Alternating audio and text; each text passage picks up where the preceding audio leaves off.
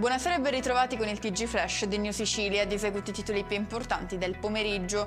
Finanziamento di circa 50 milioni messi a disposizione dei deputati regionali per finanziare iniziative nei territori. È la cosiddetta legge Mancia su cui oggi è intervenuto il presidente della regione siciliana Renato Schifani. Ho fatto di tutto perché non venisse impugnata, ha detto il governatore, in merito alla decisione del Consiglio dei Ministri. Anno giudiziario, dalla relazione degli ultimi 12 mesi emerge un aumento dei reati legati allo spaccio di droga, estorsioni e atti violenti. Nel mirino Marsala, ma non solo, coinvolte Mazzara del Vallo, Campobello di Mazzara, Castelvetrano, Petrosino, Salemi, Vita e Pantelleria.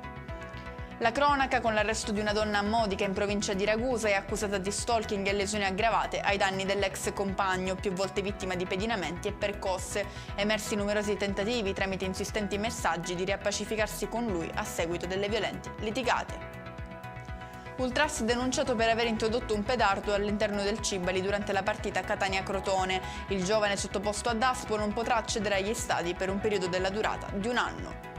Chiudiamo con le previsioni meteo, diramata anche per domani dalla Protezione Civile regionale un'allerta gialla sul versante orientale dell'isola. E con questo è tutto, prossimo appuntamento lunedì alle 13:30. Grazie per averci seguito, buon proseguimento di serata.